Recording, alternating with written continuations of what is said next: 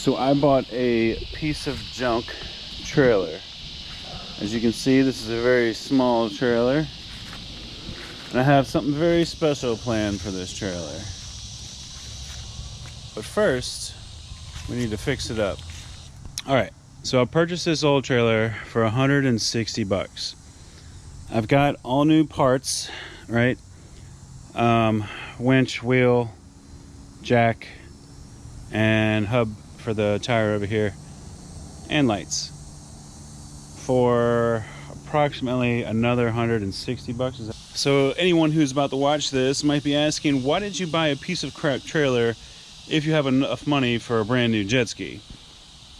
And the point is that I saved about $1,200 by buying this piece of crap trailer, and it's going to take me about 2 hours to get it in tip-top condition for my new ski.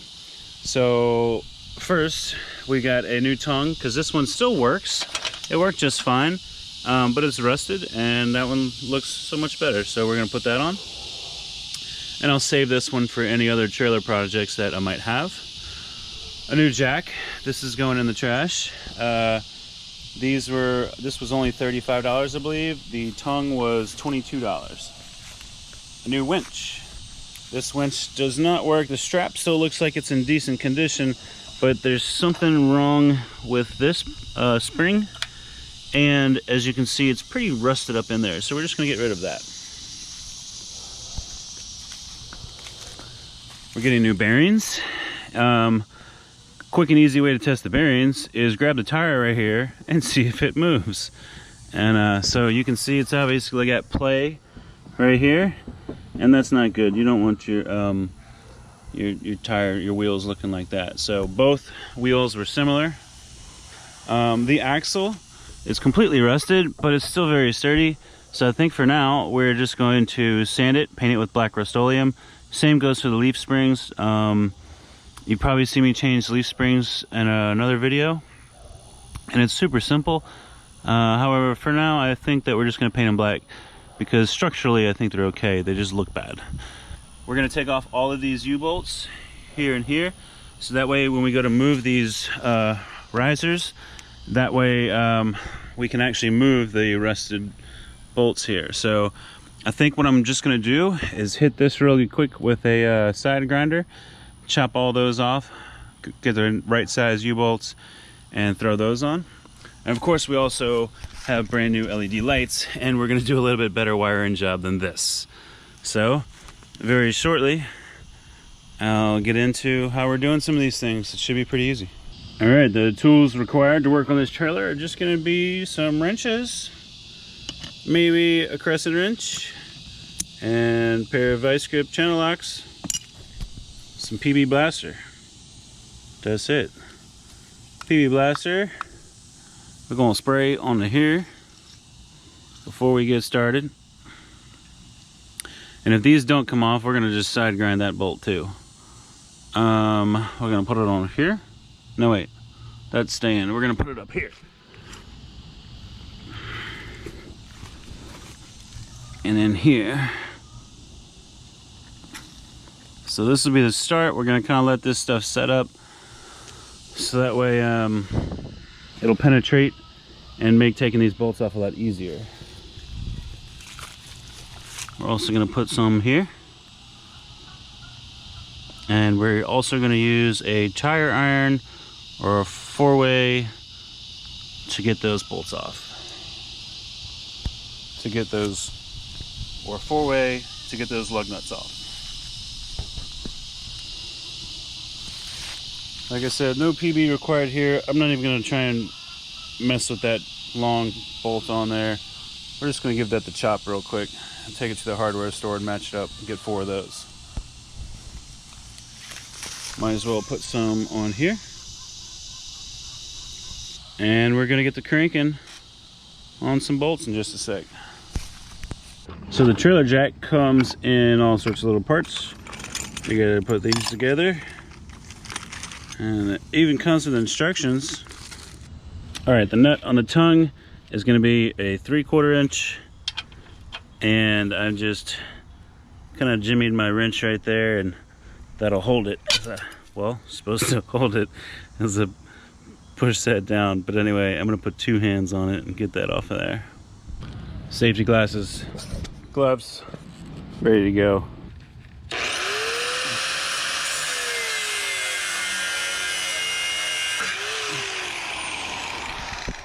And I know I sprayed PB on this earlier, but who are we kidding? I got a power tool in my hand, so we're just gonna take care of this real quick. This thing's going in the trash anyway.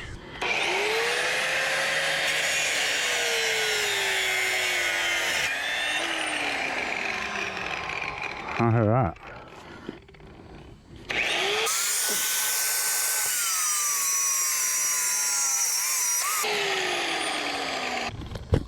All right, before we go all the way through that one, I've got to put a brick or something under here because all the weight's going to be on it. All right, so a large heavy brick would work, but I had this here sawhorse just sitting by, and it's very lightweight and easy for me to grab. This trailer's so freaking light that I just threw it up on there. So anyway, let's get back to cutting this off. Woohoo! This bolt's really giving me a hard time, so I'll be back in a second to see how we end up tackling that. This I think is going to come out just fine. Let's get the rest of these U-bolts off.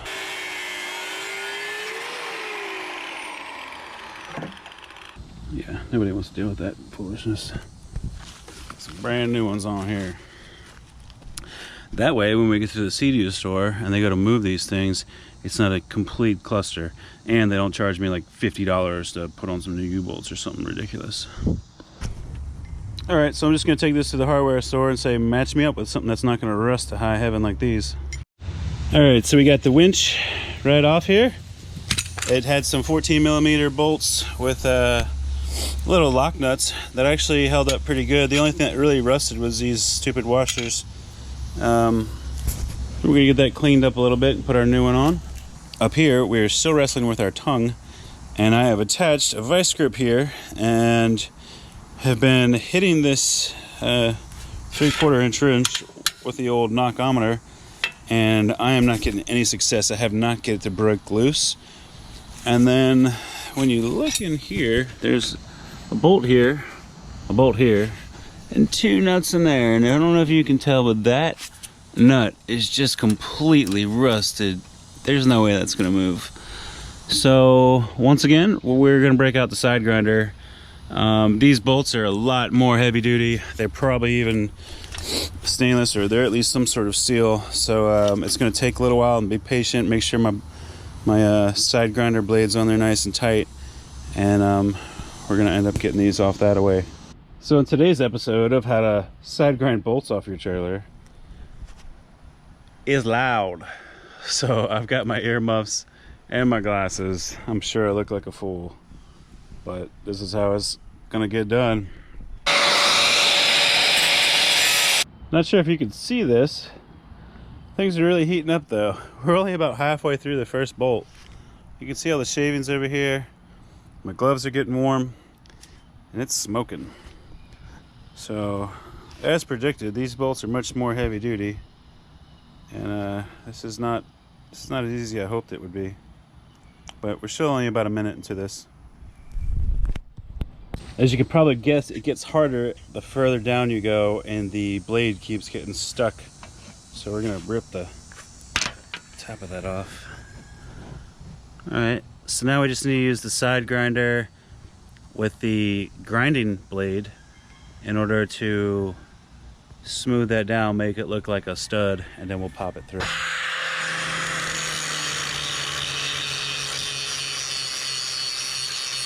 If you find yourself using a side grinder a lot, it's always great to have 2 of them, because then you can just keep a grinding wheel on one and a cutting wheel on the other.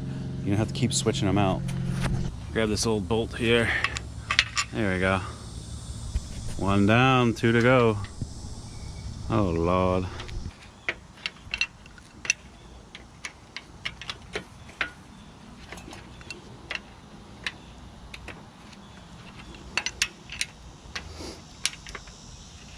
Almost got it. The other side has got this end wrench up under here. Got it. So what I did not realize is that my new tongue did not come with any bolts. So I'm certainly not using this rusted piece of junk. And obviously not using this rusted piece of junk because, well, it's in bits and pieces now. So that might be something you can look out for if you buy a new trailer tongue. I thought I got a great deal because it was $22, but if it's got no stainless steel hardware, that means I got to go spend another $10 on that probably. All right, we have success. Has bolt number 3 out. Well, it's about to be out.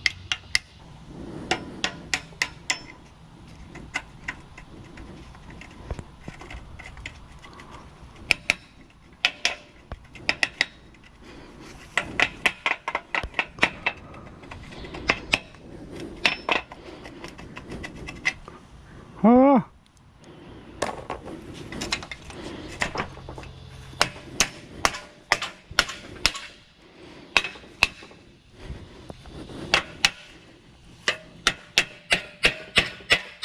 Ah. Look at that rusted hunk of junk. All right, happy to have that off my trailer. Ooh. Here's a good find. Look, that's a safety chain if your bolt's gonna break. We're gonna chop that off and get a new bolt right there as well. That's gonna definitely be stainless steel. All right, as you'll notice, I'm cutting the one link off of each safety chain. One, they kept dangling in the way, and even if when I lifted them up here, the side grinder was still hitting them. And two, trying to side grind a bolt down here with the side grinder is almost impossible. So I was trying to flip it this way. Well, that was just throwing sparks right back in my eyeballs. So I think when this is removed, I might try and attack from right here and keep the sparks going down into this thing. All right, so we've got a trailer almost deconstructed. Rails are free. All right, so I'm just sanding some of the rust and dirt from this, I don't know what you call it, trailer frame.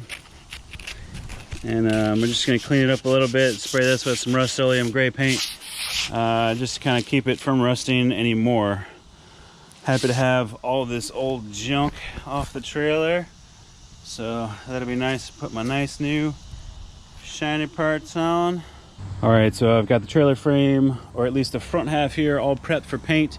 I've wiped it down with acetone, and I do realize that some of these spots where there's a lot of rust or something like this will probably rust again, even if I spray it with Rust-Oleum. However, for the first couple weeks or months that I have this thing, it's gonna be looking spick and span. I can't wait. So just gonna leave this here, these little side lights on the trailer for now. The only way to get these to work is to buy new ones. So we're just gonna leave them on for now until I have new ones. And let's get to spraying. All right, bit of advice when you're hooking up the trailer jack. It's going to come with multiple holes if it's universal. So put your this top bolt through the top without the, I guess, the selection of bolt holes to choose through here, if that makes any sense. And then make sure on the same side or on the other side that you have your top bolt. It's only got one place to go, and then the other one's got hole selections on the bottom. So get that lined up. I initially did mine a little sideways, but now we've got it. All right, when purchasing trailer lights, there are two different kind, and to figure out which one's which, you flip it up. This one is clear on the bottom, this one's black on the bottom. This has an extra light on the bottom for your license plate. So whatever one has the clear part, make sure you pair that with this little license plate holder. This kit didn't even come with a license plate holder, but I had one from a spare kit that I already had. Oh, one other thing to remember, that you're gonna have to run trailer wires unless you're using the old existing wires. That typically does not come in one of these light kits. They're so cheap, you gotta buy the wires separate. All right, so we got the tire off, and earlier I was saying that this was loose because it wiggles and wobbles here, which really isn't too bad. It's just a very slight amount. However, check this out. It should not sound like that. If you're going 70 down the highway, man, this thing's gonna be screaming. So one, that means there's probably no grease left in this bearing. And two, since these things are so cheap and I already got it off, it's only like 35 bucks. We're gonna get this off and get a new one on there. I'll probably even buy buddy bearings for the front here. So in order to do this, you see there's no bolts or anything for you to grab. Well, obviously these are studs for your tire, but there's nothing that holds this thing on there that you can see.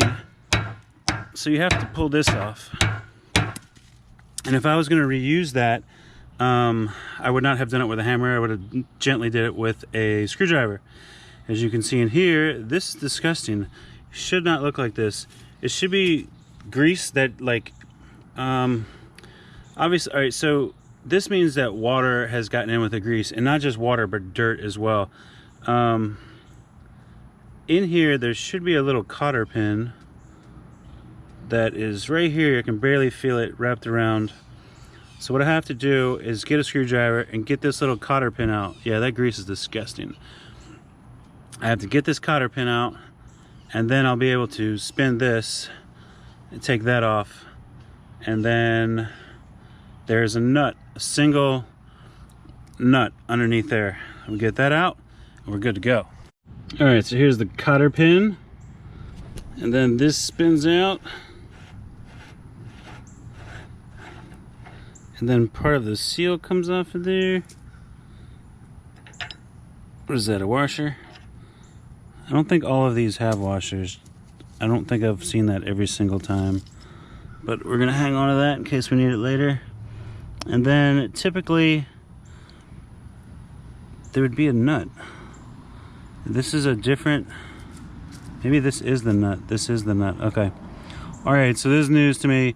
This is the nut. I've had it before where this was a small like piece of tin where it wasn't very strong. All its purpose was to keep the cotter place in place. And on here was a more heavy duty like stainless steel nut. So in this case, I think that we're done. This is gonna come right out. Maybe.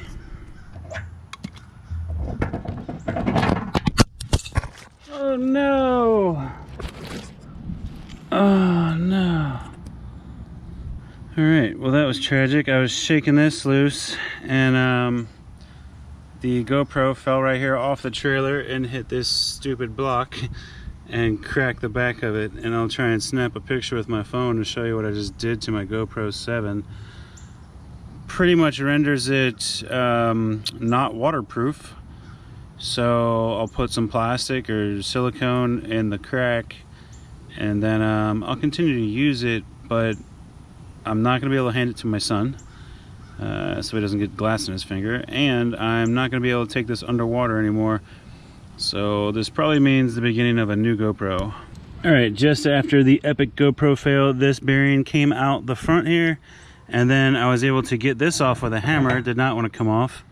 You can see the water has been inside this bearing for quite a while, so very glad that I pulled this off.